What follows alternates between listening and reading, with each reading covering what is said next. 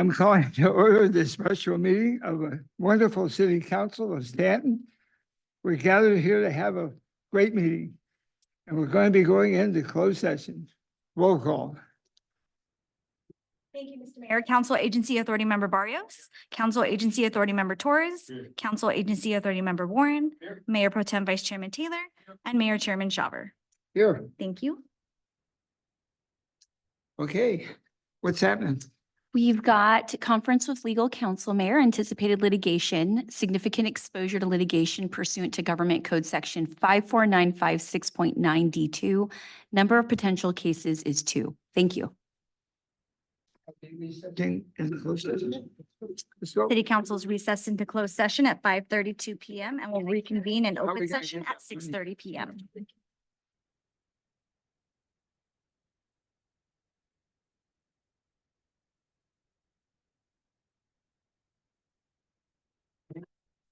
Also noting for the record, we have no public comments and no written public comment for closed session items. I'm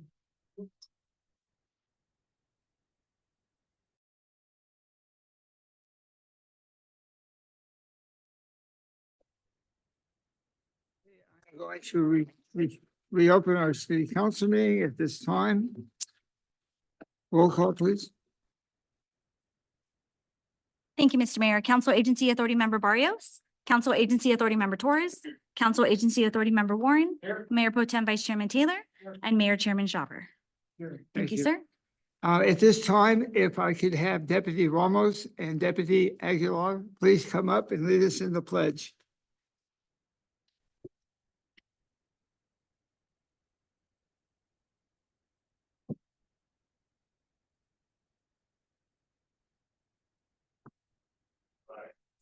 United States of America and to the republic for which it stands, one nation, under God, indivisible, with liberty and justice for all. Thank you. Okay, we did have a closed session. What happened? Thank you, Mayor. There's nothing to report. Okay. Tonight, we're honored to be able to have a special presentation honoring Orange County Sheriff's Department deputies Luis Aguilar and Gustavo Chacon Ramos on being awarded the Orange County Sheriff's Deputy Medal of Life-Saving. Councilman Warren and I and Councilman Taylor had the honor of being at that event, and it was quite impressive, the job that these two deputies did to earn that wonderful award.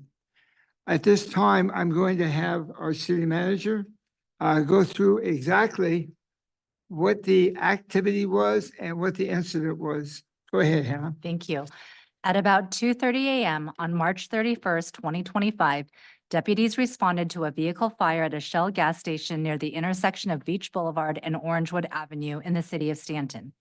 Deputies were on scene with firefighters from the Orange County Fire Authority and were working to restrict pedestrian and vehicle access to the area. While on scene, Deputy Luis Aguilar and Deputy Gustavo Chacon Ramos observed a 2006 Nissan Altima traveling at a high rate of speed toward the deputies.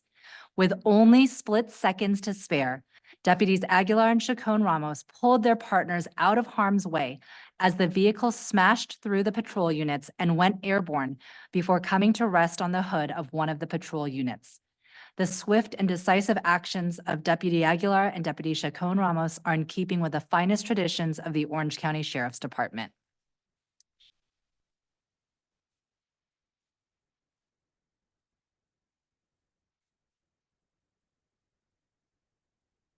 At this time, I'm going to go ahead and read the certificate of recognition from our city. The City Council of the City of Stanton as residents do hereby officially commend and salute the dedication, courage, and bravery of both Luis Aguilar and also Deputy Gustavo Ramos. We also would like to remember that this City Council further commends both of you for your commitment in protecting and serving the citizens of Stanton. It is fitting that we all join in the celebration for your heroic and professional work. The work ethic at the intersection of Beach and Orangewood in the city of Stanton was a quick response. It was done in an exemplary manner, and it shows how well you were trained. We know that your job every day sometimes is unsafe. It's extremely pressure, lots of making decisions to help people. But we know that your life-saving techniques really shone that evening.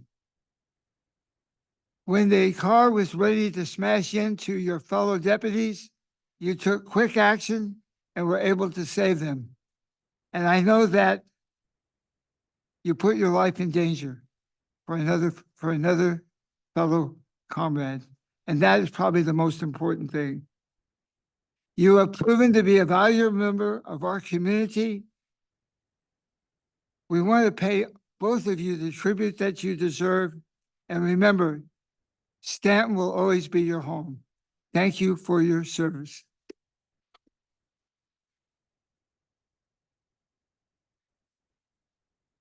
Before we give you your awards, if we would like to give you an opportunity to come up to the podium, if you'd like to say a few words.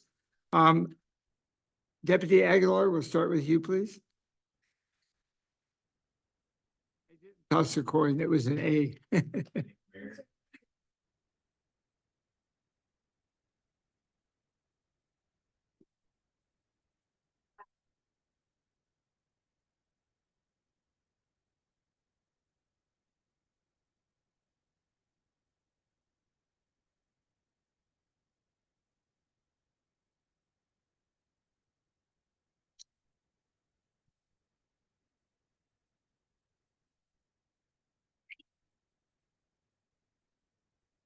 Thank you, Mayor. I appreciate the recognition that the city has is doing all this for us. There's really nothing special that happened that day. It's just I'm sure my partner could attest is just us doing our job. But thank you. We do appreciate the recognition. Thank you.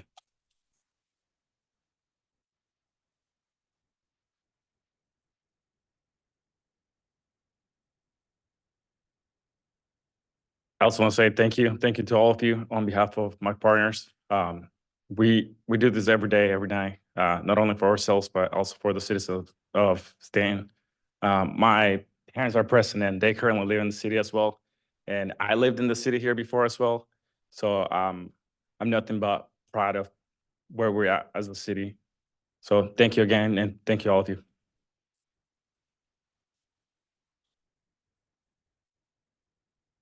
Okay, we're gonna have that Kodak moment. So we're gonna do this regimentally.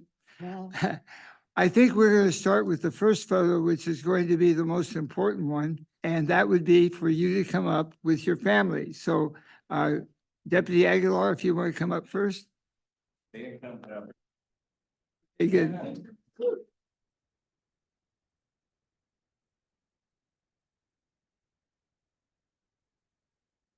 Right up in front. Theo, you're all set. Should we get out of the picture?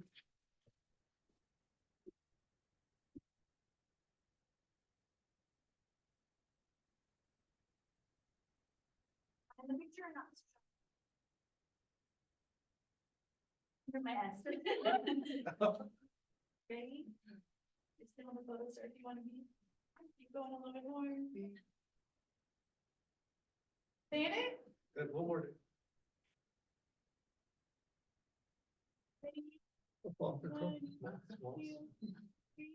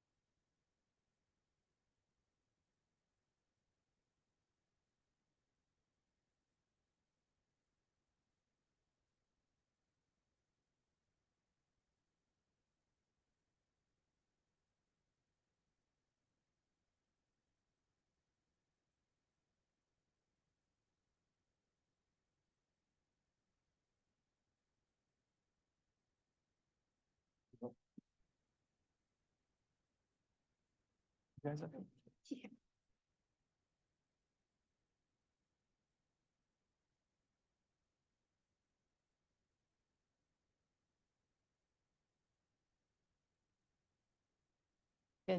Yay.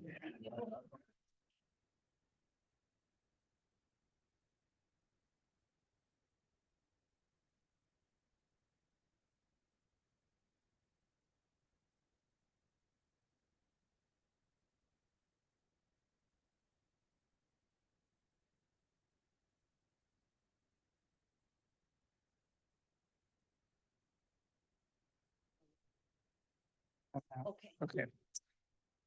Okay, if Deputy Ramos and Deputy Aguilar would join the council up front, I would appreciate it. And I just want to make a note that this is probably the safest room in Stanton right now. But I'm on my way to rob the BMO bank. Yeah, I'll pass it.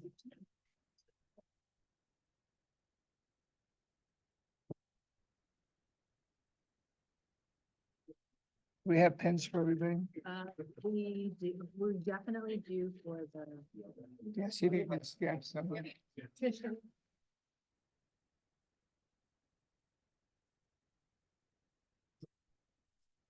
John.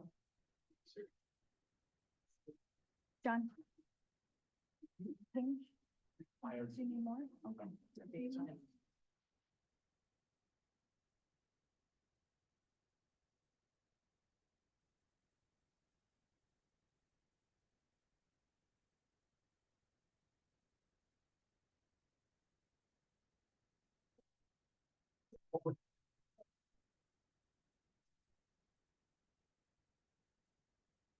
One on each side of the bear.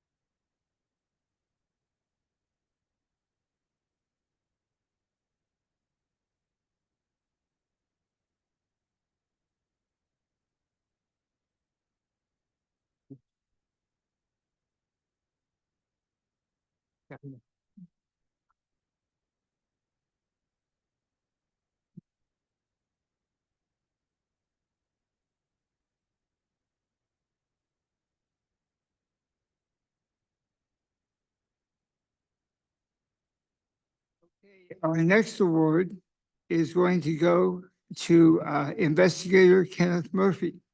And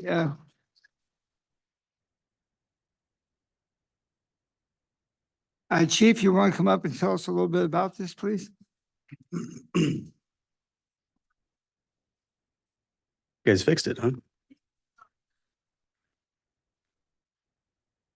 Hey, Kenneth, you should come on up here, buddy.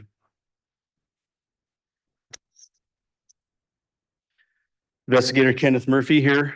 I've told this story before, but how I got to know Ken was in 2021, I took over as the sergeant of the human trafficking vice team, and I was given an overtime budget, right? So don't go over, just like the city budget, right? Knock on wood, right? So that being said, my first Saturday night, got woken up, hey, the guys are going out to Beach Boulevard. Murphy's got somebody. Next Saturday night, same thing, the 4 Saturday nights in a row. And I'm thinking, this guy's gonna blow my whole budget, you know? But he was out here for 7 years in the city. So almost half of his career he spent in Stanton. Truly dedicated deputy to the city. He was here, what do you say, he had 20 trainees over the 7 years. 11 of those were last year. So each trainee takes a month approximately. So if you have 11, that means 11 of the 12 months, you have someone in your car that either is driving you or you're driving them. You're making sure they're following policy, following the law. You're responsible for their safety ultimately. So it's a very demanding role. To do it 11 months out of 12 is hands down quite an achievement. During his 7 years here, he was on the special enforcement team, the directed enforcement team. The ladder that he's going up for his career is one that I think all the guys in the back of the room strive to do as well. And my earlier comment about him busting his butt every Saturday night led to him being on the human trafficking vice team. He started there in March. So we kind of, when I came in, he was on his way out, but they're here all the time. I still see him coming to the office. He just gets to wear street clothes and he had to shave for this. But really, really proud of him to work the city and come back as an investigator in his capacity. Want to say anything?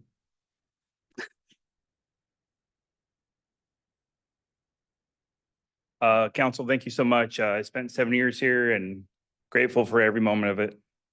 So thank you so much.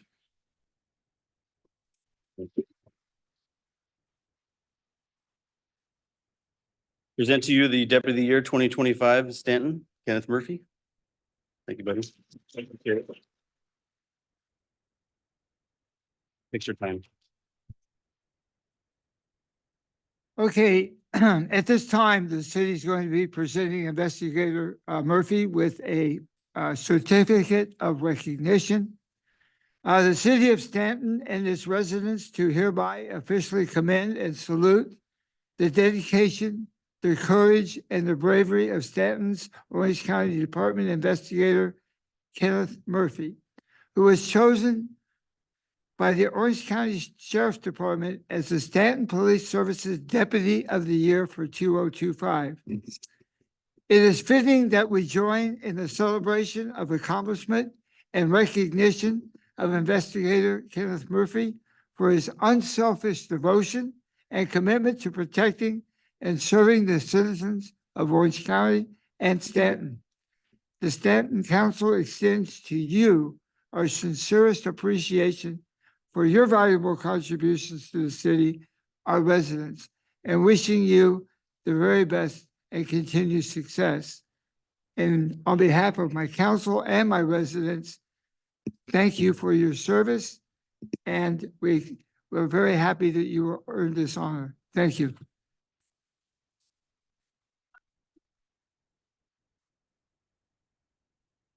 Up.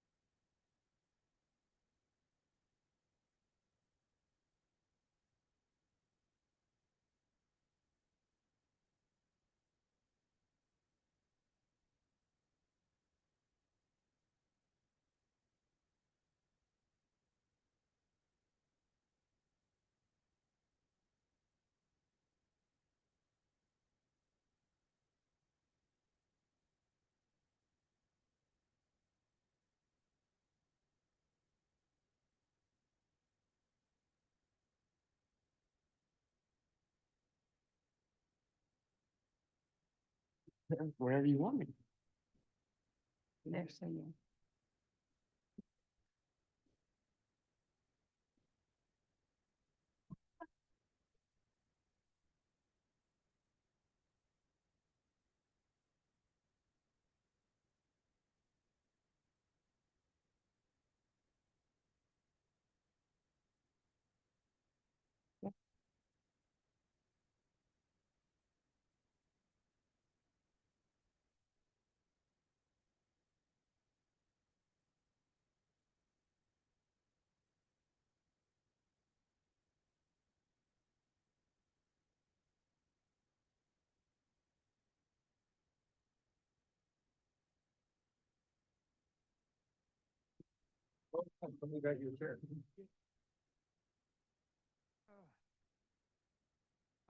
Excuse me, can we have those deputies come back for a moment, chief, please? I need them all back, please. All of them?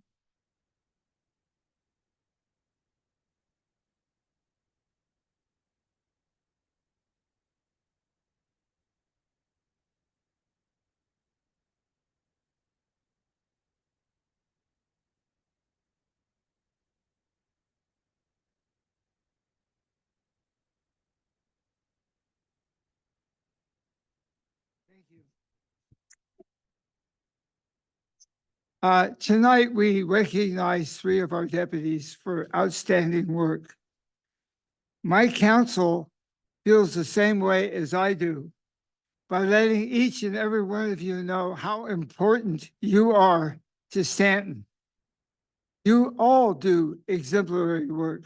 You all put your lives on the line every day, and you're the ones that make our city safe. I especially want to thank those of you that had duty during the evacuation period.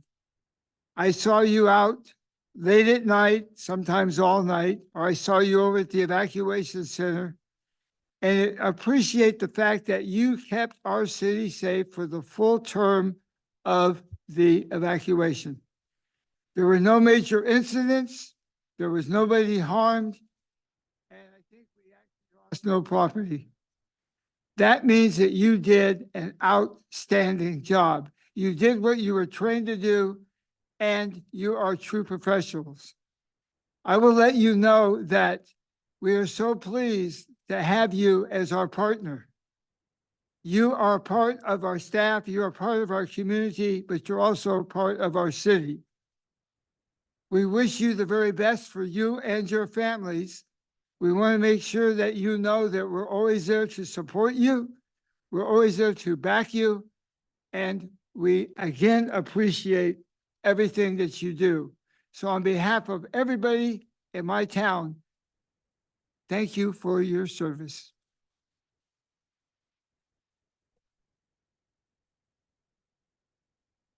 Okay, you can all go back to work now. Thank you.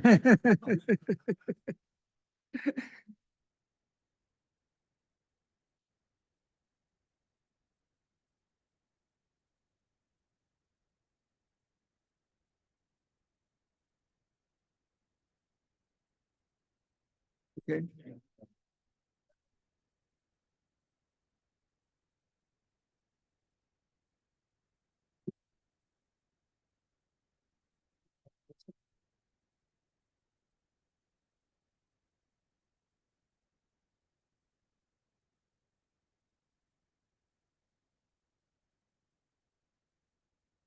Okay, yes.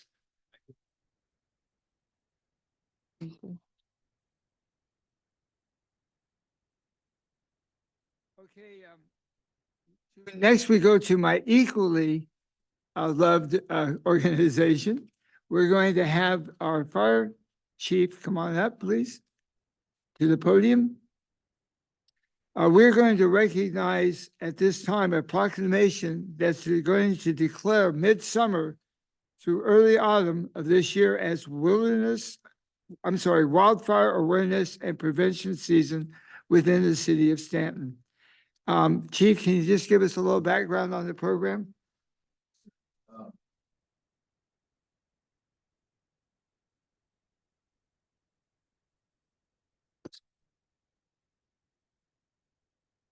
It's okay, I'm kidding. It's okay.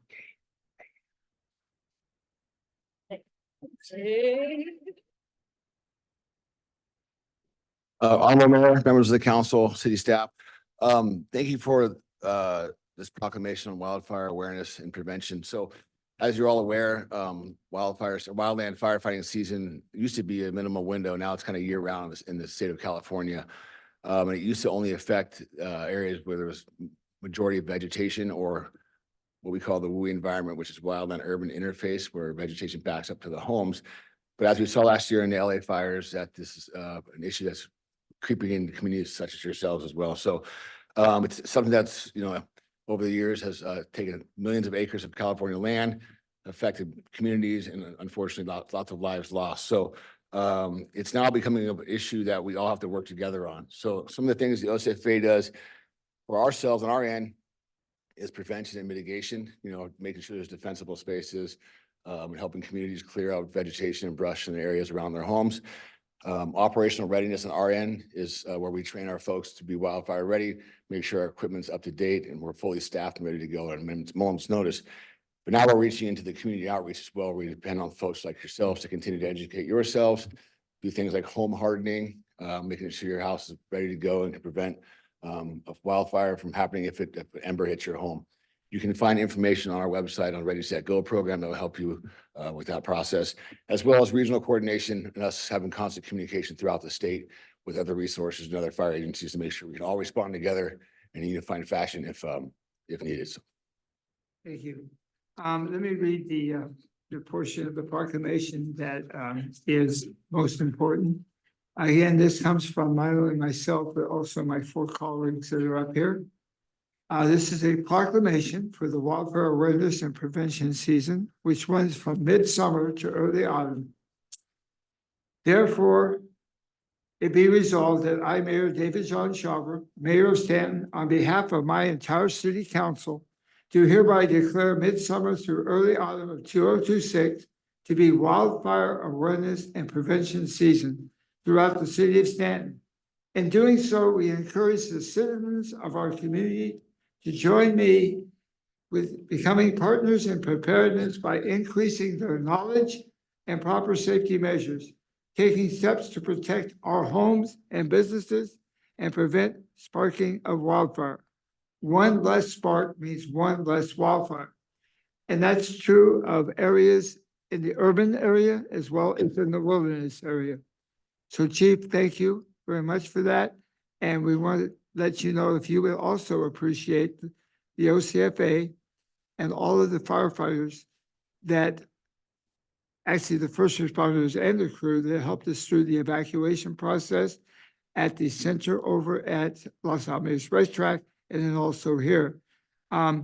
It's always nice to know that the department that ends up having to solve and address it hands-on is so well trained and so well dedicated and also willing to put their lives on the line to protect our community.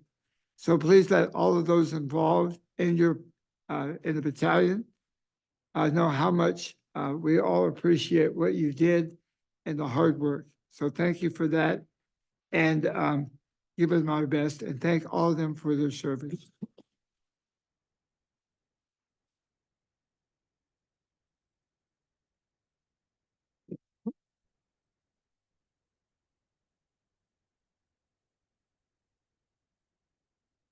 Okay, moving on. We're going to get an update on city's homeless outreach activities. Yes, thank you. Good evening, Honorable Mayor and members of the council. For years, the city has been working on addressing issues related to homelessness.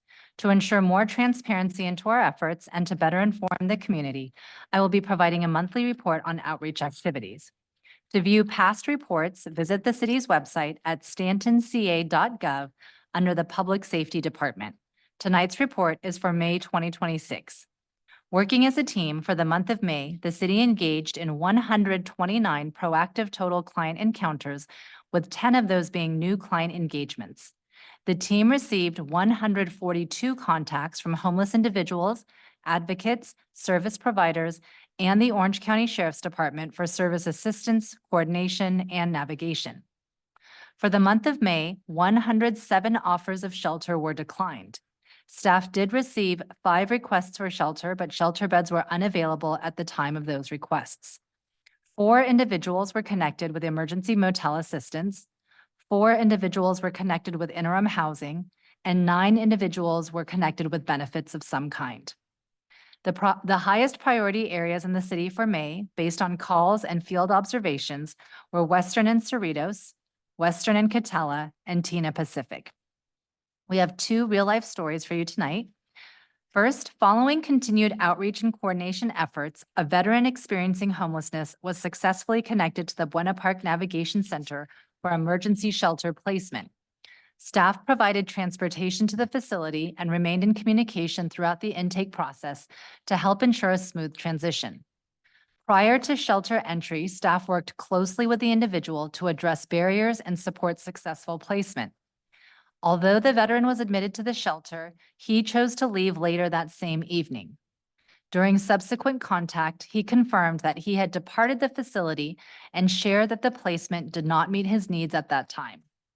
Outreach coordinators continue to maintain engagement with the individual and are reassessing his housing and service needs to identify alternative shelter options, including programs that offer veteran-specific resources and support.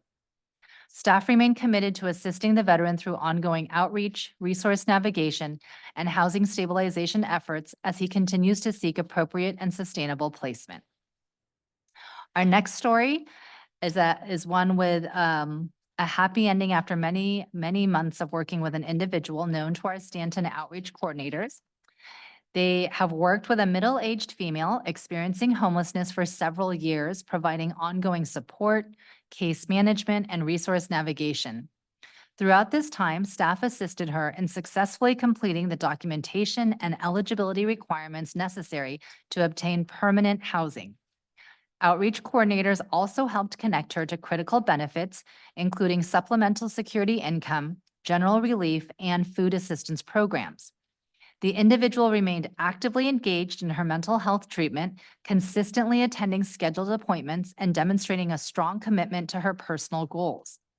As a result of her continued efforts and collaboration with service providers, she was matched to a permanent housing opportunity through the city's Project Home Key. The participant has now been successfully housed for 3 weeks and is adjusting well to her new environment. She continues to actively participate in mental health services and attend all scheduled appointments, demonstrating a continued commitment to maintaining her housing stability, health, and overall well-being. That concludes my staff report for this evening. I'm available to answer any questions. Go ahead. Just a couple.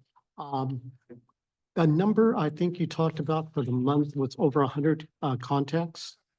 Do we have anything that tells us how many of those are new contacts or how many of are repeat contacts in the Yes. sense that we're seeing the same person over and over again during the month? Yes. Is it unique? So the city engaged in 129 encounters. 10 of those were new. That means everybody else was a repeat. Okay, but on the whole number, the 129, Yes. that would be the number of times maybe we've seen one person could 5 be. times or It could 10 be. times or Correct. something? Okay, that's what I Correct. was wondering. Yeah. Sorry, thank you.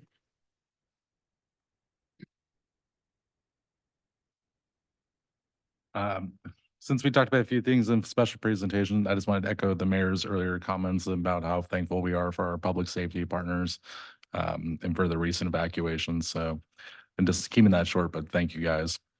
To add, can we get a brief update about the PIT report that just came out? I don't have the specific data with me, but it is available. We can bring that back to the next homeless outreach update and include the point in time count. Sorry, Hannah, what were the numbers for requests for shelter and how many were able to get into a shelter? So there were 5 requests for shelter, but the shelter reservation system did not have beds available at that time. And there were 107 offers of shelter that were declined.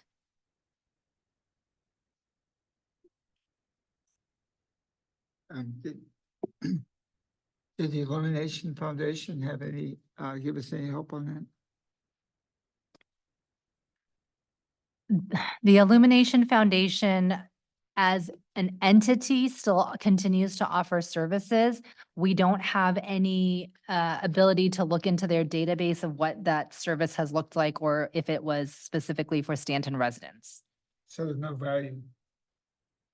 I couldn't answer that because I haven't received any recent data reports. So if the council is interested, I can reach out to them and ask them if they can provide data on, as a whole organization, not just the entity that occupies the city facility across Catella, but as a whole organization, I know they continue to offer support and resources to Orange County as a whole.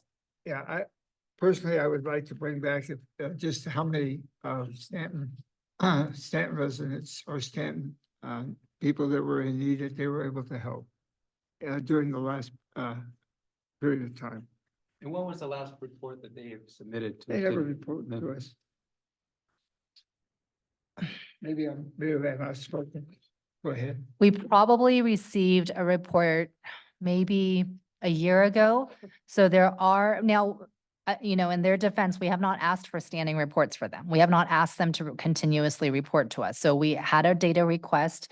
We wanted to understand the universe of individuals they support. They provided that. A lot of their information is protected.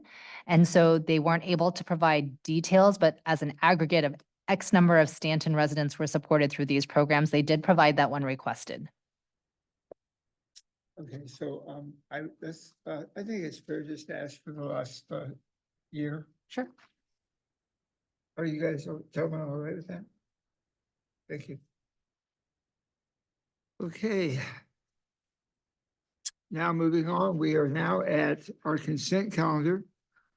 All items can be taken in a single motion. Is there anyone in the audience who would like to talk on items A through L? Hearing none, seeing none, sir. This is okay. Anybody from the council? Okay, I'd like to pull 9G, 9I, and 9K, and I'll move the balance. Second. Okay, all in favor? Aye. Anybody opposed? Anybody abstained? That passes. Thank you. Madam Clerk? Is item 9G, approval of sixth amendment, extending the contract with Quality Management Group to provide professional property management services. Your questions for staff, sir. Thank you. There's a representative here, right? Yes. Okay, can he come up and give us an update on what services and how things are going? No, I apologize. They are not in the audience. What's his name? Tim, I don't think he's online. No, I apologize. They're not in the audience. I was thinking of our other 9K. They were not able to be here tonight. Okay, so we're paying them $127,000 a month? No, for a year. A year? Yes, Okay, so $127,000 a month, a year, correct? correct. And when was the last time that we got a report from them? I meet with our property manager every 2 weeks and I get regular reports depending on what we request, but we have regular check-ins every 2 weeks. Okay. If it's not too much trouble, maybe we could get a copy of that report for the council so that we could review, how the professional property management services are going. I'm sure they have a list of what's going on over there and what services they provided, correct? They have a scope of work. The reports are verbal reports. They're verbal check-ins, so I don't have a document to provide, but we talk about whatever the issues are that have come up in the last 2 weeks. The city provides direction on how they should be resolved. So there's no set written report that comes out of that. So if there's repairs over there, who pays for it? The city does. Okay, city pays for everything. So basically, they're just a consultant that does reporting and manages the property, right? I wouldn't say they're just a consultant, they're property managers. So they maintain all the relationships with our tenants. Their maintenance staff go out and do regular maintenance and inspection. They work with us if there's squatters. They have legal counsel who advises us on any landlord-tenant issues. So they do the full spectrum of property management and they report back to myself every 2 weeks. Okay, I'm gonna make a request, since we're spending $127,000 of taxpayers' money. I would just invite whoever is in charge of that program to come in and I'd like to meet him, so we know who he is or she. And, maybe they can tell us a little bit about what's going on. Certainly, and they have in the past. They've been before the council multiple times. So they'd be happy to come back. And just to clarify, this is housing authority money and not general fund monies. Right. Okay. All right, I'll go ahead and move 9G. All in favor? Aye. Anybody opposed? Anybody abstain? Okay. 9I, please. Thank you, Mr. Mayor. Next item is 9I, approval of third amendment with the professional services agreement with MSW Consultants to provide solid waste management consulting services. Your questions for staff, sir. Great. There's a representative here. Yes, Mayor, Dave Davis, President for MSW is here today in the audience. Yeah, if we could just give us an update on how things are going. I know that we're having a change in the landfill costs. We also have some new regulations coming down from Sacramento. If you could tell us a little bit about how we're doing, how the reporting going, and what your responsibilities are, that'd be wonderful. Yeah, so recently the state passed a pretty significant law called SB 1383 that requires all businesses to recycle. So our firm, along with CR&R, helped roll out these services to all the commercial businesses in the city to make sure that they're all in compliance. And the way the state enforces this is they require the city to enforce these regulations on the generators in the city.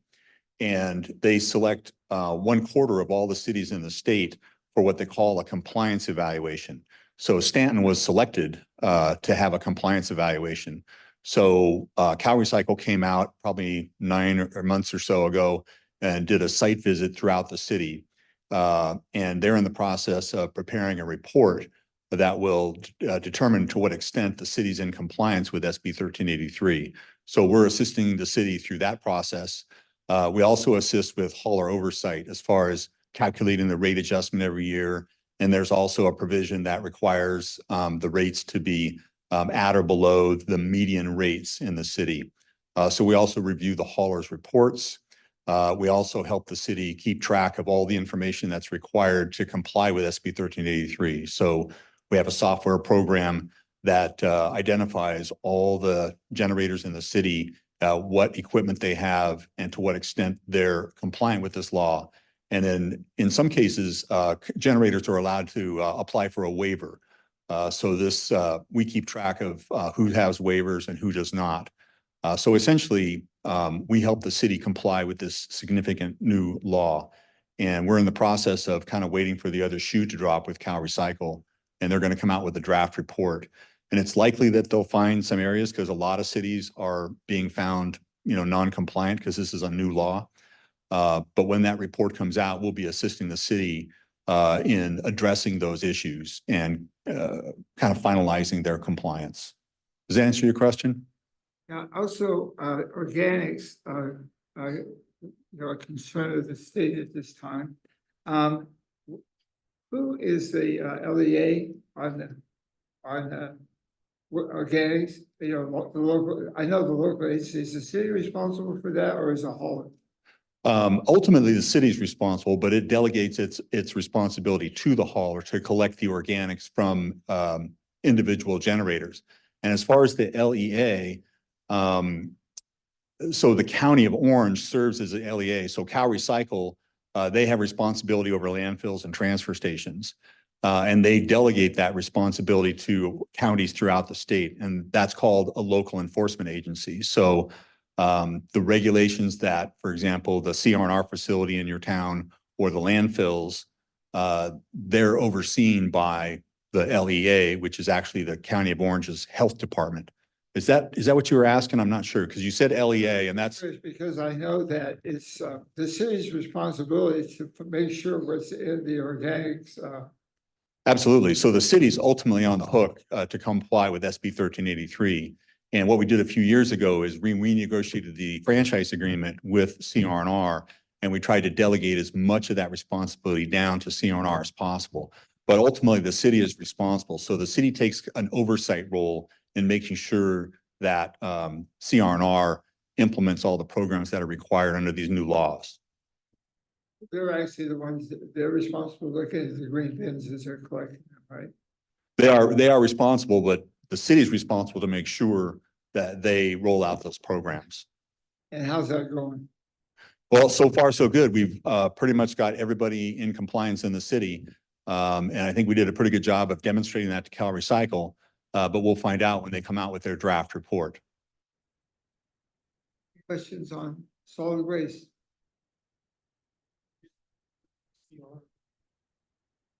No, this is his agreement.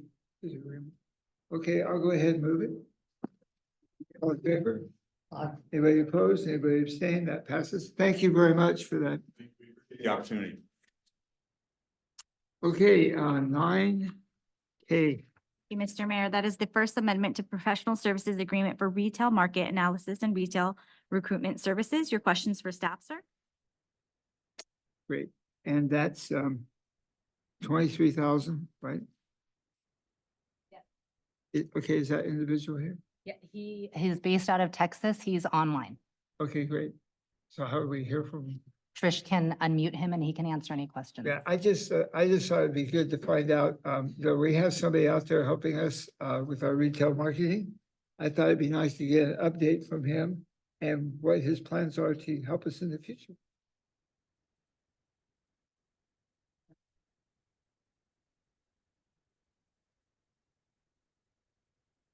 Go ahead, Mr. Parker. Hey, good evening, Mayor and Council. This is Charles Parker. I'm Vice President of the Retail Coach. Great.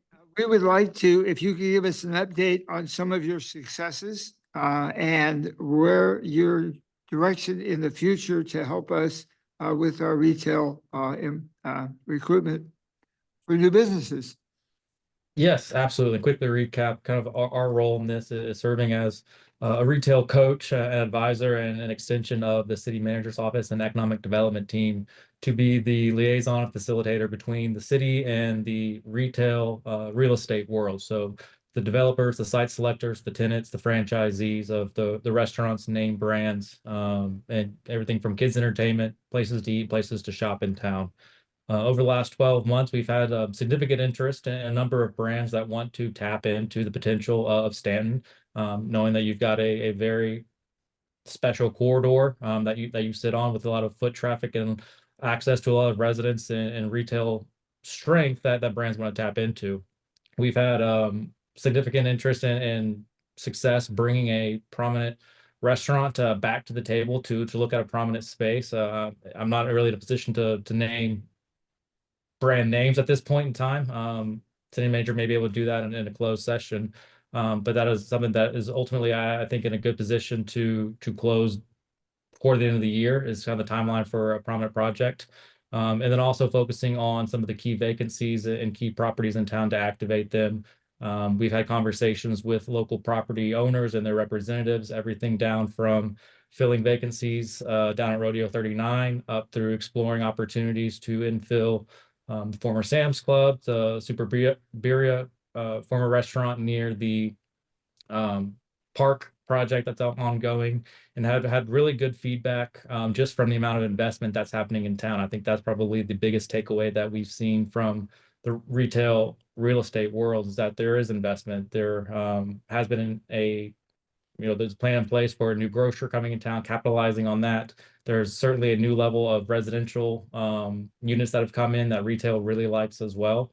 So our next step for the next 12 months would be focus on continuing to match make and pair up those real estate opportunities with those brands that are interested in coming. So knowing that we have a true potential and understanding our role as the retail coach to make those connections and be an extension of city staff. And that's everything from day-to-day outreach, working with local property owners, and then also doing representation at major real estate events such as ICSC Las Vegas. That was 2 weeks ago. We met with several developers that were working on getting in contact with existing property owners. And then there's one coming up in another 3 months in San Diego focused on the West Coast. So really having a holistic approach to making sure the real estate world know what opportunity exists in Stanton and that they are not overlooking what they can do to have a successful location in town.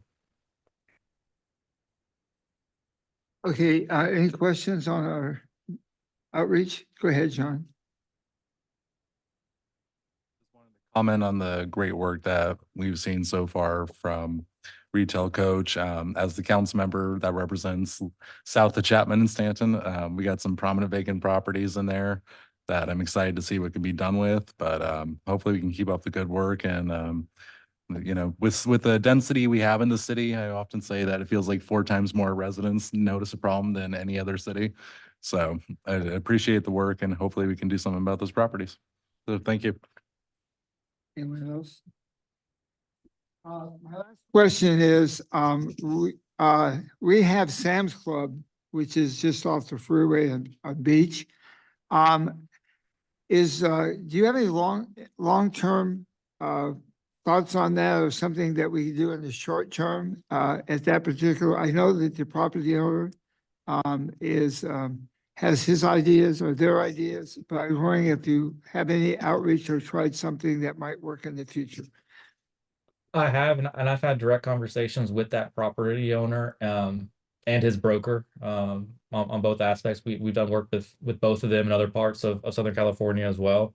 Due to the size of that building, it's limited in some of its uses that of the brands that are out there that take that down. I will say in Las Vegas at that conference 2 weeks ago, we did present that to a entertainment concept that's actually based out of Texas, a national brand that would be everything from indoor playground, et cetera, go-karts, indoor go-karts, food and beverage concept, large scale entertainment use. I think that would be a great addition to the city in terms of activating that space and providing an activity and quality of life things to do.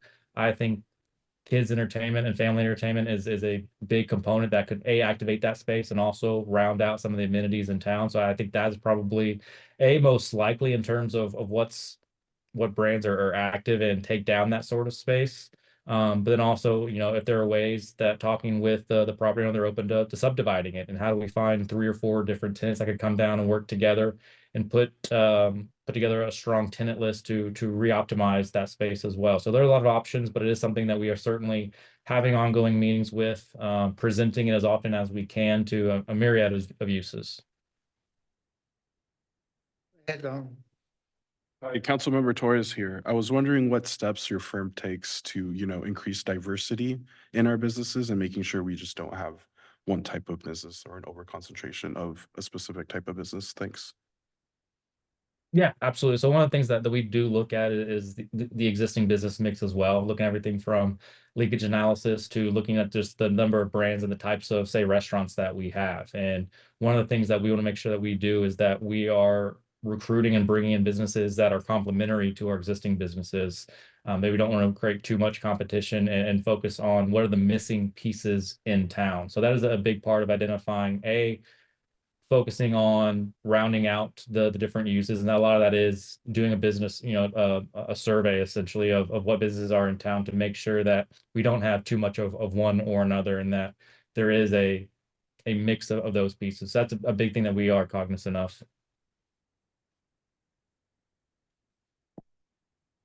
Councilmember Barrios, I have a question. What is the nearest city that you guys also serve from us? The nearest one, I believe, would be Fullerton. Outside of that would probably be Corona, would be the closest one.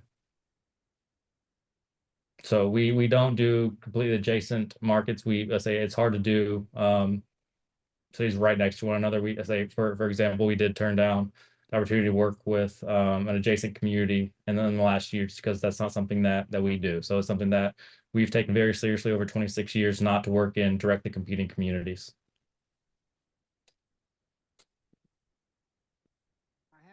Mayor Dave, I have one more question. Some large, I know it's about 140,000 square foot Sam's Club.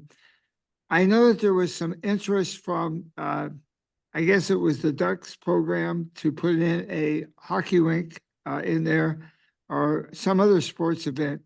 Have you reached out in those areas at all?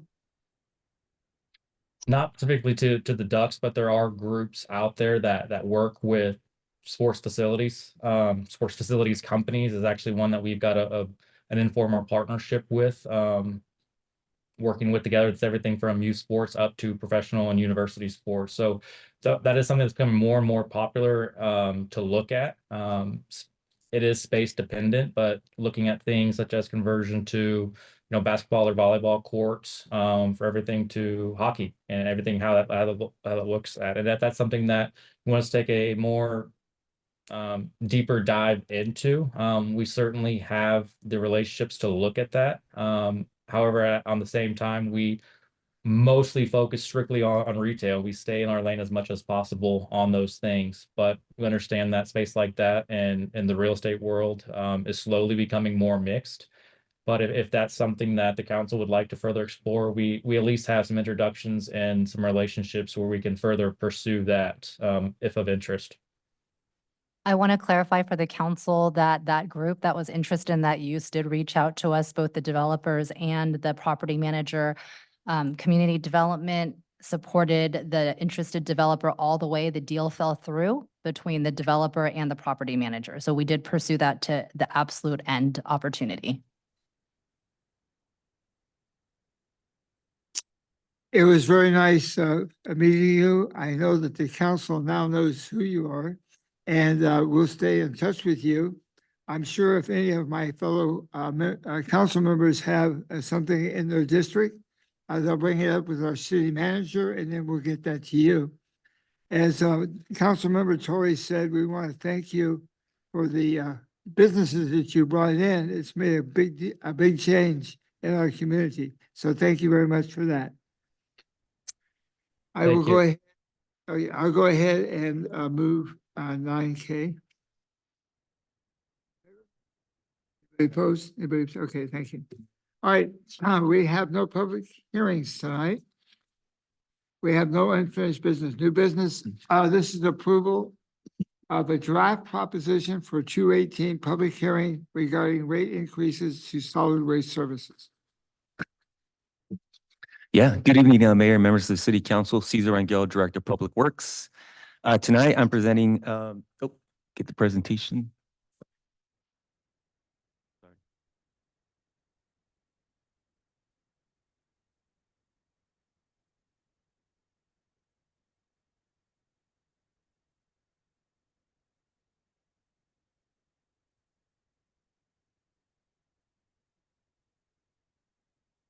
Okay, all right. So tonight I am presenting a request for council to review and approve the draft proposition 218 public hearing notice regarding the solid waste rates adjustments for CR&R services. The action before council tonight is not to approve the increased rates, but to approve the notice for distribution.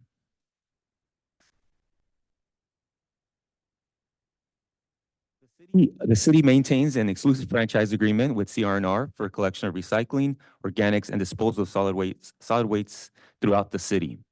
The agreement allows for an annual CIP adjustments and extraordinary cost adjustments when significant external costs are imposed on our service. Recent actions by the Orange County Waste and Recycling have significantly increased those disposal costs, resulting in CR&R's request for rate adjustments. The primary driver of the proposed rate increase is the increase in the landfill tipping fee by the Orange County Waste and Recycling. Beginning July 1st, 2026, tipping fees will increase from approximately $44 per ton to $67 per ton. Additional increases are scheduled for July of next year and July of 2028. Overall, this represents approximately an 85% increase over the 3-year period. Under the franchise of CR&R, it's permitted to seek recovery of these extraordinary disposal costs through the rate adjustment process. If council approves the draft notice tonight, notices will be mailed out to the affected property owners and customers at least 45 days prior to the public hearing. The public hearing is proposed for August 11, 2026. At that hearing, the council will consider all written protests and public comments before determining whether to adopt the proposed rates. If a majority of the protesters is received, the council may proceed with consideration of rate adjustments. So just want to, for tonight, staff recommends that the city council take the following actions. First, find that the action is CEQA exempt. And two, approve the draft 218 public hearing notice regarding the proposed solid waste rates increases. Approval tonight authorizes staff to proceed with the notice and also to do a public hearing for August 11, 2026. This concludes my presentation. I'm available for any questions. With me today, I have Dave Davis with MSW, our city's consultant, and Julie Barrera with CR&R as well. So yeah, I'm available for questions. Any idea what an average household would pay the first year? Increase, how much the increase would be? Okay. Yeah, the average residential customer now pays about $27.97 a month. And that's billed every 3 months. So it's going to be higher when you get it billed. And that's going to propose to be going up to $32.71. Thank you. Anybody else?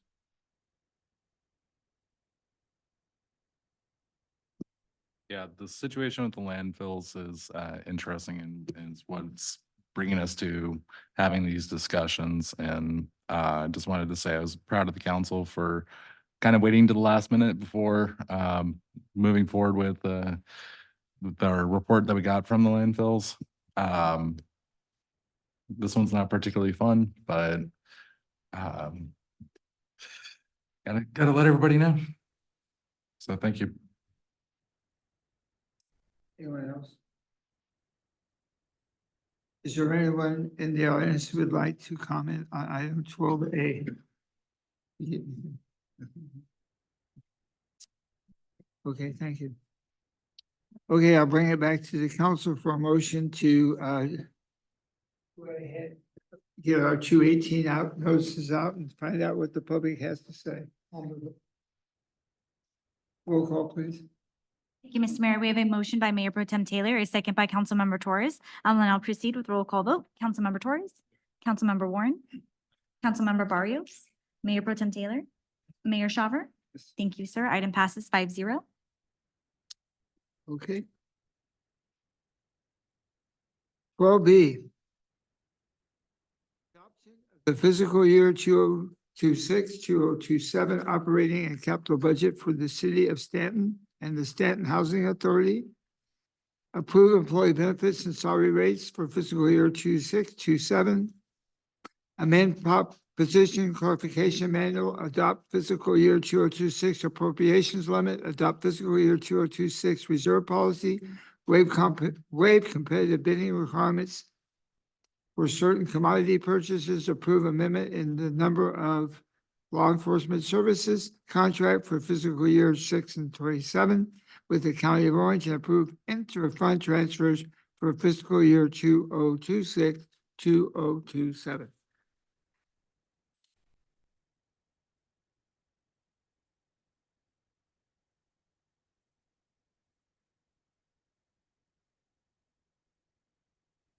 Good evening, Mayor and members of the City Council. Staff presented the proposed operating and capital budget for fiscal year 26-27 to the City Council at the prior council meeting on June 2nd. Staff has incorporated the impact from the direction we received during that meeting, and tonight we are presenting the final proposed budget to the City Council for adoption. The final proposed budget document is included as attachment A to the staff report.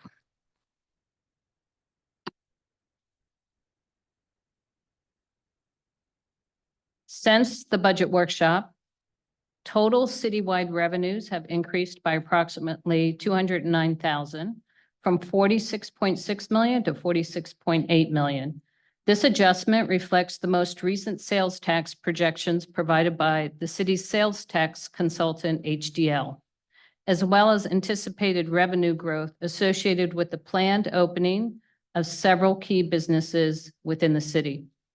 The citywide expenditures have increased by approximately 878,000 from 48.5 million to 49.4 million. The increase primarily reflects the incorporation of City Council approved decision packages personnel-related adjustments, and minor revisions to 2 expenditure line items identified following the budget workshop. Next slide, please. Before reviewing the budget changes and summary, staff encourages anyone interested in more detailed discussion of each item to view the budget workshop held on June 2nd, 2026. The budget changes reflected in tonight's proposed budget included all of the decision packages approved by the City Council during the workshop. Several highlighted decision packages included funding for family and senior excursions, the summer camp subsidy program, and the State of the City event. Additional enhancements were approved to support public safety and public works operations, including overnight parking enforcement, expanded park landscaping services, and increased street sweeping activities. The budget also incorporates employee cost of living adjustments, or COLAs, and various merit-based compensation changes approved by the City Council. These personnel-related adjustments impact multiple funds, with the largest effect occurring within the general fund. As noted in the previous slide, revenue projections have been updated to reflect the most recent sales tax forecasts provided by the city's sales tax consultant, HDL, as well as anticipated revenue growth associated with the planned opening of several key businesses. Additionally, the budget includes funding within the Special Revenue Fund 224, which is the lighting maintenance fund, for the development of a comprehensive streetlight master plan. Next slide.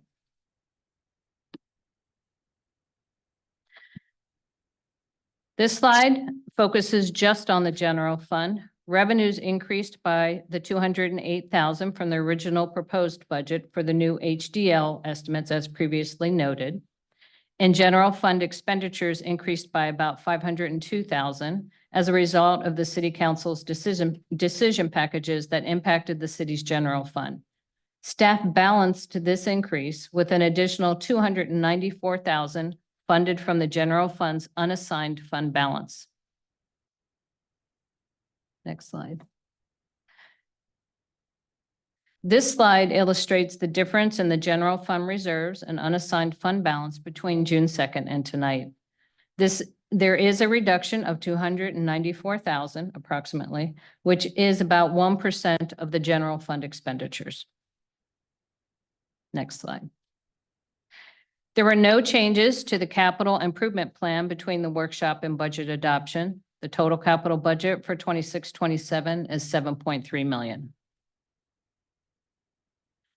The Housing Authority's budget is adopted by a separate resolution by the Housing Authority Board. This resolution is included as Attachment C to the staff report. The only change between the proposed budgets from June 2nd and tonight are the impact of the cost of living adjustments, or COLA, increases on the Housing Authority Fund's personnel costs. Overall, the Housing Authority revenues are decreasing by 11% from the prior year amended budget, and expenditures are decreased by 104%. If the budget is approved as proposed, then the Housing Authority's available fund balance is expected to be $4.4 million by June 30th, 2027. The current budget includes relocation costs set for the Tena Pacific residents, and in addition, any unused balance from the prior year will be carried over to fiscal year 26-27. Next slide. That concludes the budgetary changes incorporated since the budget workshop. As part of the annual budget adoption process, there are several additional statutory requirements and related resolutions that require City Council action. One such requirement is the annual calculation of the city's appropriations limit, commonly referred to as the GAN limit. This calculation limits the amount of tax proceeds that may be appropriated each fiscal year and must be adopted annually. For fiscal year 26-27, the city's appropriations subject to limitation are well within the allowable threshold, with available capacity of approximately $65.4 million below the calculated limit. Accordingly, staff recommends that the City Council adopt their appropriations limit resolution included as Attachment F. Next slide. In addition to adopting the fiscal year 26-27 operating and capital improvement budgets, staff is recommending city council approval of several related resolutions and administrative actions necessary to implement the budget.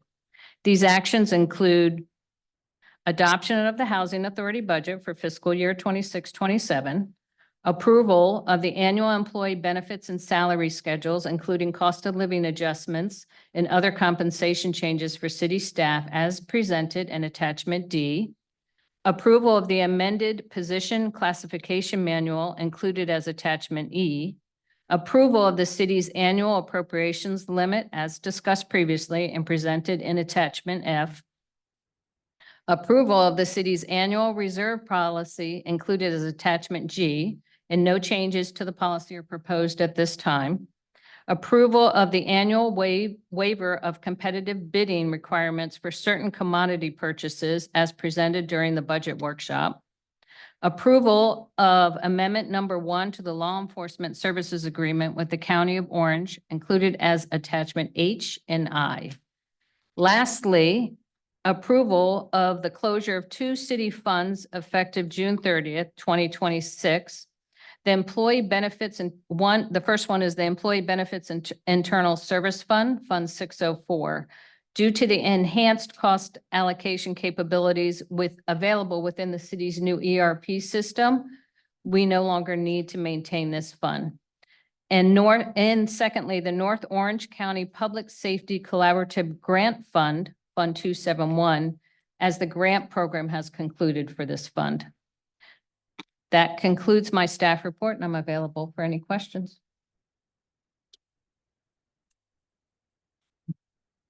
Yeah, quick question on the North Spa grant fund. That nothing precludes a new grant from coming in and a new fund from being established? That's correct. If additional grant funding was identified, yes. So this was for a specific grant.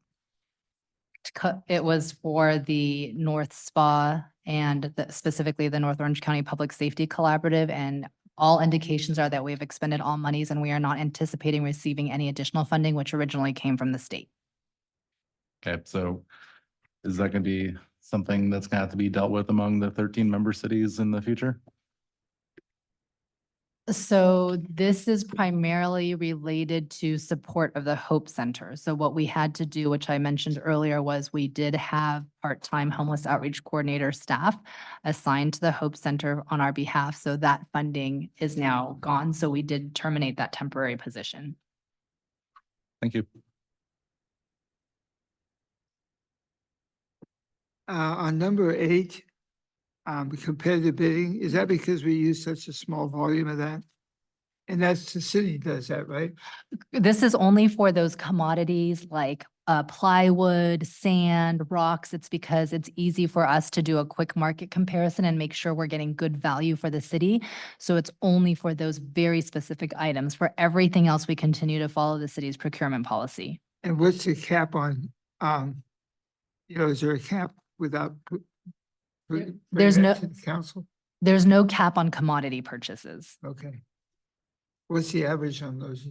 It would depend. I mean, sand is a certain price versus paint versus plywood. Like if we have to repair something, huh? Correct. It's for regular routine Yeah, like maintenance. ongoing like holes, we have to get asphalt. We'll have to purchase that if we need to do repair some, fencing or anything like that. Sand for the parks, we have to, refurnish some of that. So yeah, it just depends when it's needed. And this is all within the Public Works operational budget. So there is a budget that's allocated and the Public Works Department must stay within that budget. And because the city's doing it itself, that releases the state's requirement for the competitive bid, right? No, it's because the council is taking this action to waive it. So We yes, if supersede the state. in this particular instance, you can waive the competitive bidding requirements. Okay. Any other questions? Okay, our motion, if you take a look at it, goes all the way back to number 1. Let me take it up here. Okay, recommended action is to have the city council approve number 1, number 2, number 3, number 4, resolution number 5, adopt resolution 6, the one number 7, to waive and to authorize for law enforcement and employee benefits and close the North Orange County Public Safety Collaborative Grant off. Is there a motion? I'll move it. Is there a second? Okay, roll call, please. Thank you, Mr. Mayor. We have a motion by Mayor Pro Tem Taylor, a second by Councilmember Torres. I'll now proceed with roll call vote. Councilmember Torres, Councilmember Warren, Councilmember Barrios, Mayor Pro Tem Taylor, Yes. and Mayor Schauffer. Sure. Thank you, sir. Item passes 5-0. Also, Mr. Mayor, just to have it clear, is there any members of the audience that has any questions on any items of item 12B? Hearing none, seeing none, sir. Also, there is no written communications at this time. Okay, moving on. This time we'll take oral communications. Oh, did I miss one? Got excited there. Oh, I know you catch that one. This is an amendment to the city manager's employment agreement. For consideration is the Fourth Amendment to the employment agreement between the city and Hannah Haydoran regarding her position as our city manager. The recommended action is number 1 and number 2, and I will move it. Second. Roll call. Sorry, may I have a quick staff Yeah. report? Yeah, thank you. Yeah, is there anyone in the audience who would like to address 12C? Hearing none, seeing none, sir. Thank you. As you so aptly noted, this is the Fourth Amendment to the city manager contract. The city council recently conducted an evaluation of the city manager per the manager's employment agreement. It was a positive evaluation. The council then directed my office to prepare a Fourth Amendment to the city manager's contract. It proposes a 2.5% COLA increase and a 3.5% merit increase.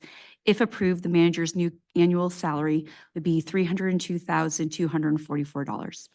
I want to note a typo in the staff report. It provides that the increase would take effect on July 5th, 2026, but if approved, it would actually take effect on July 1st, 2026. With that, that concludes my report, and I'm happy to take any questions. Thank you. Okay, we have a first, I believe, and a second. Correct. So roll call, please. I would quickly just like to say that I'm so happy that Hannah's our city manager and she's been working hard to wrap up a lot of the issues that we've had for a long time. So I'm happy that, we're giving Hannah this raise because she deserves it. And thank you for all the hard work you do.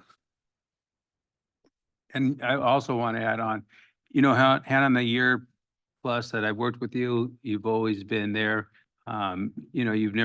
You've answered the calls. You've done some work with me and, I really appreciate it.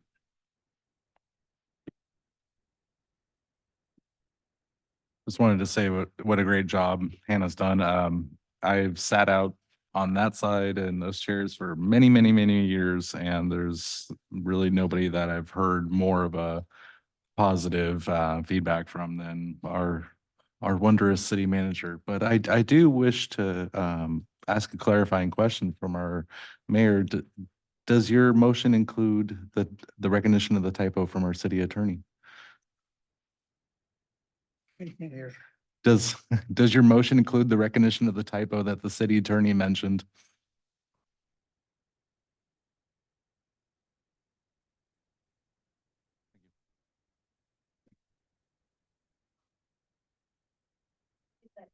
We're good. Okay, so, okay, on the same item though. Of course. Okay.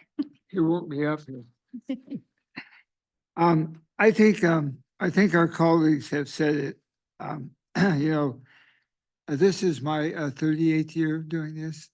And I think I've met every city manager in Orange County historically. And I have the pleasure of serving with every city council and mayor and also city managers during that period of time.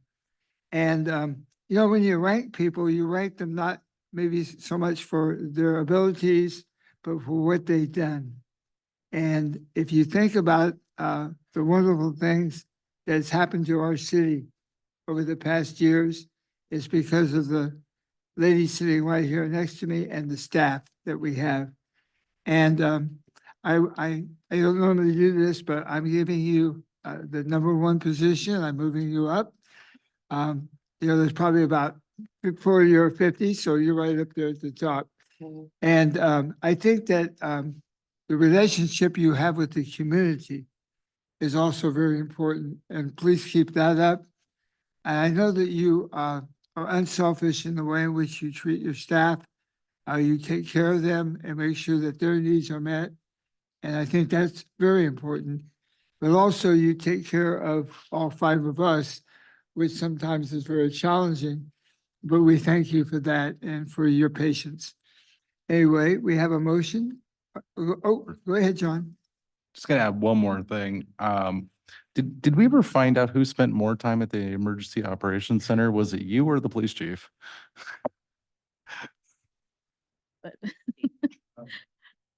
Both representing Stanton well. You can call it out there. So I'll thank call for you. the Public question. comment has been closed. And just to confirm, we have a motion by Mayor Shaver and a second by Mayor Pro Tem Taylor to approve recommended actions item number 1 and 2 as amended. Correct? Okay, I'll now proceed with roll call vote. Councilmember Torres? Yep. Councilmember Warren? Councilmember Barrios? Mayor Pro Tem Taylor? Yes. And Mayor Shaver? Yes. Thank you. Item passes 5-0.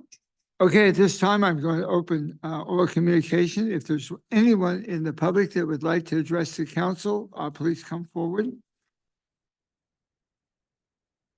Don't be shy. You're all welcome. Okay. We have a Are debate you going interested? on. Yeah, Come on up. Don't be shy. Yeah, sure. if you'd like, no pressure. I see you're sitting there patiently. If you'd like to address this, come on down. No problem. Well, I want to thank you guys for allowing me to discuss this matter with you all. I would like to receive an update. I think the community deserves one too regarding the chemical leak incident, what the status is currently, and how it's going to move forward. Also, through this process, through this incident, a lot of us realized that there are several companies around our neighborhoods that possibly also contain hazardous chemicals that pose a threat to our community. And we would also want to know how they're being dealt, how they're being monitored moving forward, and how the city also plans to keep us safe. There's also several other companies that we have brought to your attention before, including the one that's on, I believe it's Catella and Beach Boulevard. They, I think, produce bricks, and we've complained about how much dust and dirt they produce in the neighborhood. That also affects our allergies, our just it does impact our health in terms of allergies, especially we see all the dust pile up around our streets. I just want to have that also discussed. What that company is doing there, if there's plans of it. It had been mentioned before that they had thought about closing it. It seems it's still being operating or still operated. Also, we've reported a few potholes in our neighborhood, and we were told that they were going to be addressed and improve the streets. It still seems that those are still there. Also, a lot of utility poles need to be replaced. I've tried to contact the company Edison, and it seems to no avail that they're not doing much of the work. I would hope that the city would also put some pressure on them to replace them, because if there's something that happens that also I imagine could cause a fire hazard, right? There's one literally behind my house that you can see how porous the pole is. I've called, complained, I've tried to stay, just to keep alerting them that the pole is there. I just get a lot of promises that they'll look into it. They don't, and if that thing breaks, I don't know how those cables might affect the park that's near it and all the vegetation that's around it. I would hope that the city really does consider all those things that have to be properly maintained, not just done once and then years later looked into. Just constantly have to monitor all those things. Thank you. Okay, don't go away. I'll give you something that the city has decided that we're going to do. Our chief, our battalion chief, we have asked him to look at all of the possible hazardous things in our community. There's many other businesses like paint and things like that, or cement dust. And so we've asked him to go back through our records and see how we've done with our inspections. I think that's one of the best preventative things that we can do for the residents. So we will be working on that in the future with our fire department to make sure that everybody has a proper permitting and that the activities there conform to state law, city law, county law, and that they pass a hazardous material or use for each of those. Also, this is Hannah, our city manager. She asked me to ask you if you would be willing to meet with her at your convenience so that we can go over some of the things that you brought before the council tonight, and we might be able to have a grasp of the things you need us to help you with. Okay, sure. I would love to spend some time with her discussing those matters. I believe my family has reached out to her on a number of occasions, and we're hoping we can work together to find a resolution. Okay, and we want to thank you for coming tonight. Thank And you. anytime you want to come and address us, feel free to do so. Okay? Thank you.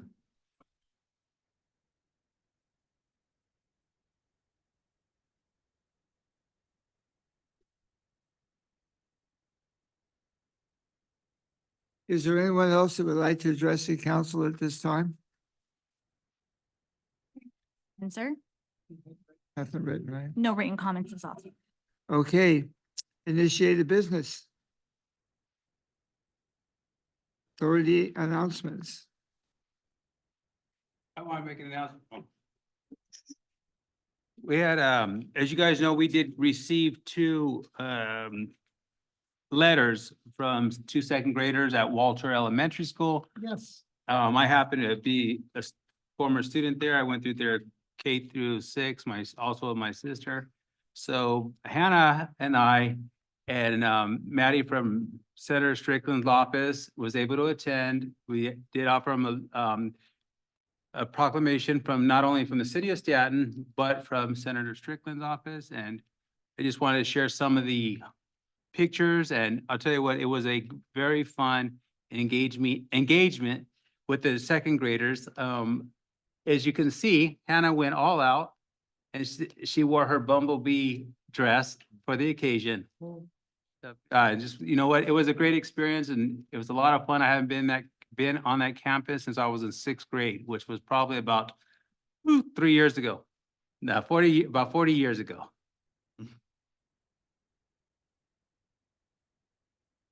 You guys, 1940?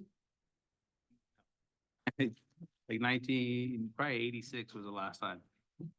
So it was fun. And Hannah, thank you so much for, I know your time is valuable and you have a lot of important things, but I think it was good for the community to see you out there. John.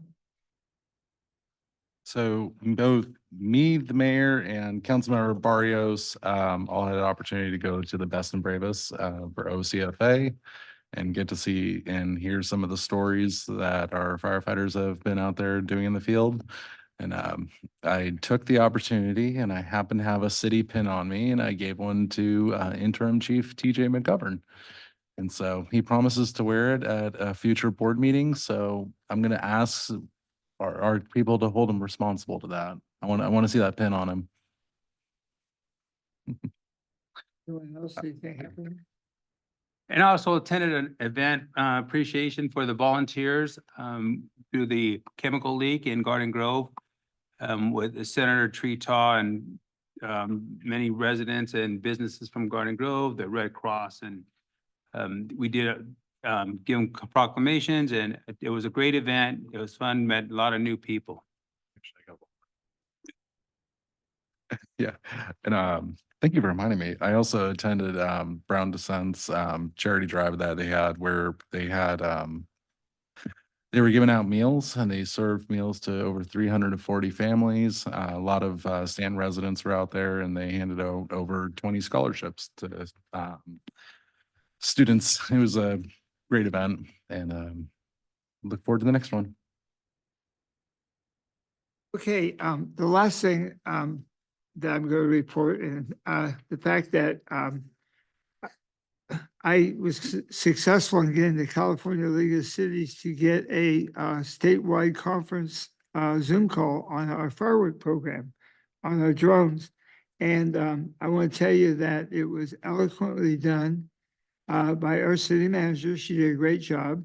And so I'm going to let her just give just a short brief of how it turned out. Go ahead, Hannah. Thank you, Mayor. Yes, so last Friday, we participated with the League of California Cities and the Public Safety Policy Committee. And there were representatives from throughout the state, and we were on the agenda to report on our fireworks, illegal fireworks enforcement program. And there was a lot of interest. There was a lot of questions about how the program worked, about understanding the social host ordinance. So we are happy to share our lessons learned from our inaugural year of implementation. We also shared the updated ordinance that the council recently adopted just a few months ago and provided that link on Monday to all of the cities that participated. So it was a great knowledge sharing event. Correct me if I'm wrong, but the OC Resilience Fund has opened up to small businesses, right? That is correct. And for more information, small businesses can go to OC United Way /211, and there's information under there, frequently asked questions about how small businesses can apply. Had the chance last week to go ahead and walk a lot of our small businesses and a lot of strip malls in our city. I went to talk to a lot of owners who told me they had a lot of losses. The carniceria on Western and Cerritos had to throw away a lot of meat. They couldn't have a way to sell it since the whole city was evacuated. The panaderia right across the street as well had to throw away a lot of bread, so there's a lot of losses, and I feel like they could take advantage of that. Our community was hit hard, so whatever resources we could get, especially to our small businesses, is important. So I encourage folks to apply to the OC Resilience Fund. Okay, I just have a couple of announcements. The first one is that I'm working with the mayor of Garden Grove, Stephanie, and we put together a giant monster food drive and diaper giveaway for this June the 20th, which is coming up shortly. We'll be giving out a variety of things. We'll have some meat. We have cookies. We have diapers, but we also have boxes of non-perishable food. So we're going to invite everyone that was in the zone that evacuated, or those people that are in need, to come. We're not going to check anybody, and we're going to try to give something to each and every one of them. I think this is going to be a really good program as we move forward. It should be very helpful. Also, Chief, I did send an email out today, and also to you gentlemen, that Roundtree Gardens is having a Flag Day on Monday, and they're honoring first responders. I think breakfast is on them. It's from, I think, 8 to 10 in the morning. So if any of your deputies want to stop by and grab a meal, or any of our fire folks, please invite them. They really appreciate the help that they got out of everyone, because remember, we had to evacuate 300 people out of that facility, and you guys did a great job doing that. It was smooth. Nobody was injured, and everybody did very well. So thank you for that. But again, I hope you all got that invite, so feel free to attend, okay? All right, moving on. Future meeting? John? Yeah, I'm going to lean on code enforcement on this one. I would like to take a look regarding our monument sign ordinances, specifically monument signs, but as it regards to how long an old business can be up on a monument sign for when effectively your monument sign turns into a tombstone is probably a good time to take a look at that. So would appreciate that. Thank you. Anything else? Okay, good. Future study session. Okay, our legal bill, Items. okay, and our city manager.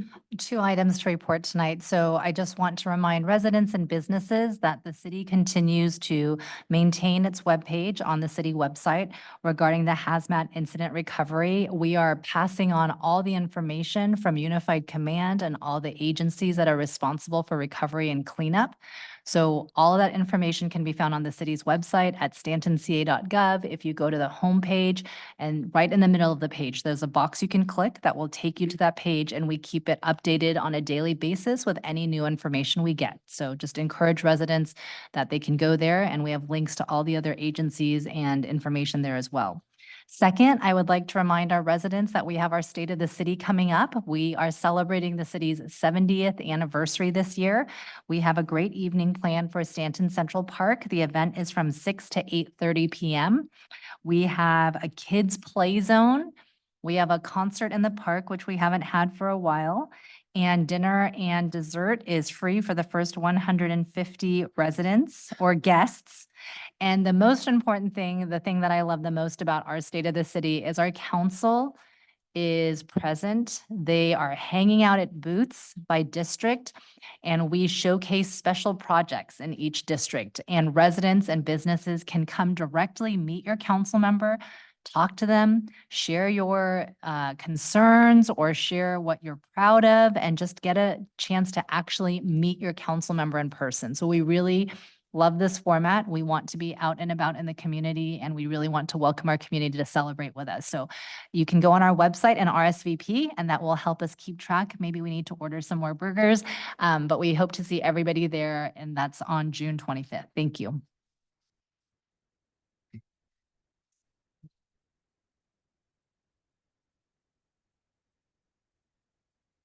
Okay, before we leave, I want to recognize one of our staff members, Sharon.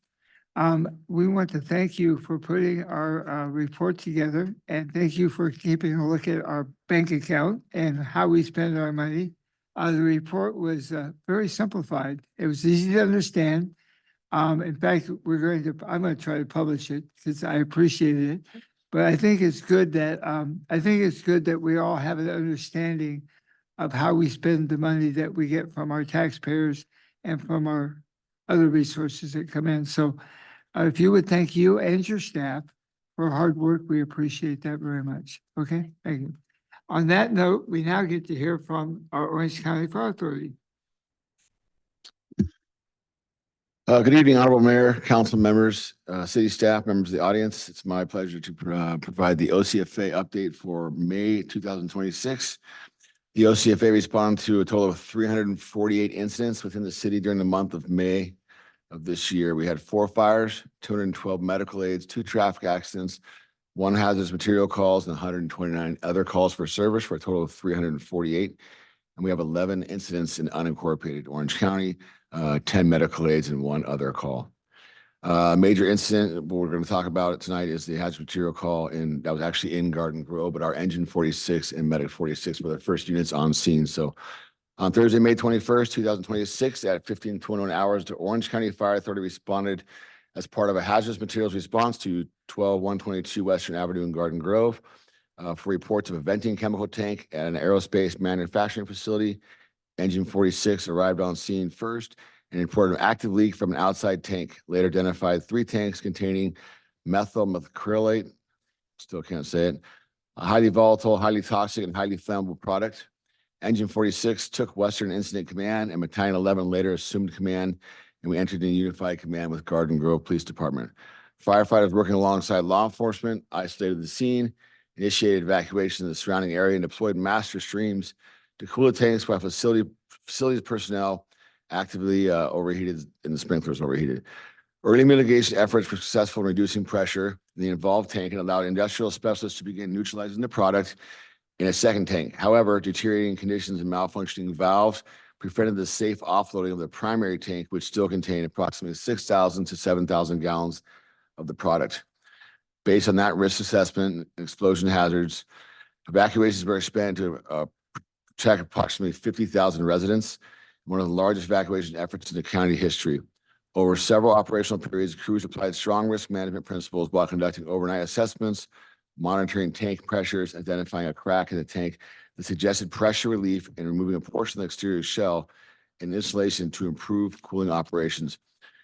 Evacuations orders remained in full effect until the orders were lifted Tuesday night, May 26th.